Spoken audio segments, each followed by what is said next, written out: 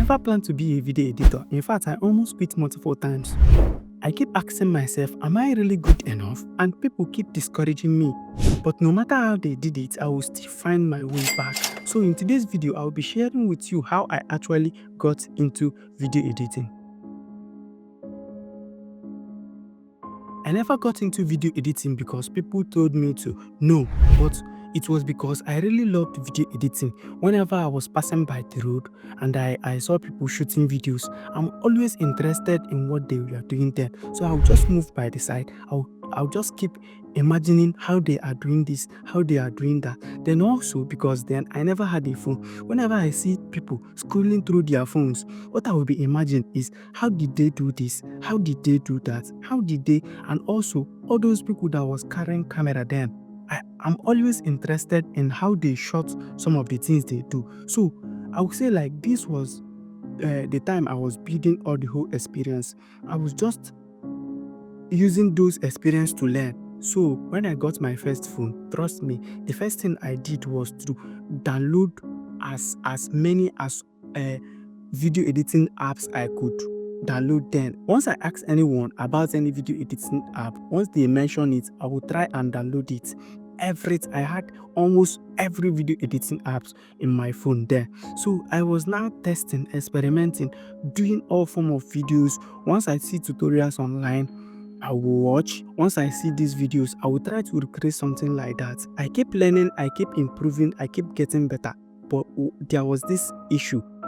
Once I spent all those time editing videos, I will now show it to someone. Their reply or comments will be like, what is this? What are you doing? So I was now feeling down. I was now questioning myself in several ways. So, but I never gave up. I was still pushing. I was still trying all my possible best. So, but as I keep pushing, it felt like that was the time people started talking down more on what I was doing then. So, but at some point, I quit. So, but no matter how hard I try, I will still find my way back. Once I see videos online, once I see this one, I will still come back, try how to create it. So at some point, I realized that my fear was what people will say. So at some point, I stopped showing them all my edits. I will now edit, watch it myself, keep it in my phone. I realized that that was not the best option. Now, I will edit, I will show it to some people. And I was not expecting them to say anything good. This was how I was doing it then. So I will keep on doing it. So as time was moving, people started loving what I was doing then.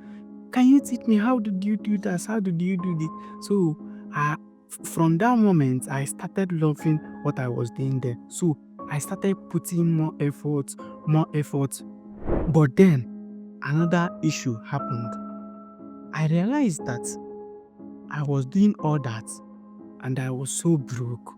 Nothing to show. Nothing. I would just keep doing it because I was enjoying it, but there's no way I'm getting paid for it.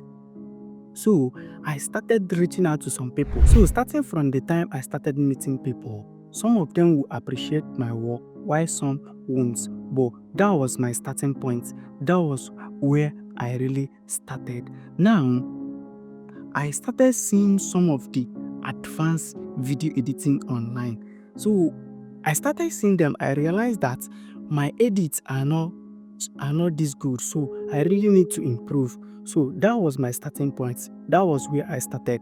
That was how I started learning. That was how I started taking courses online, free ones, YouTube. So if you are somebody who is trying to build up something in this field, don't wait for you to get the best phone. Don't wait for you to get a laptop. Don't wait for you to get the best gadget ever. No, just try, learn things, learn stuff online. YouTube is there to help you. You can learn as so many courses as possible on YouTube. Just try, learn, and develop. So, see you in the next video.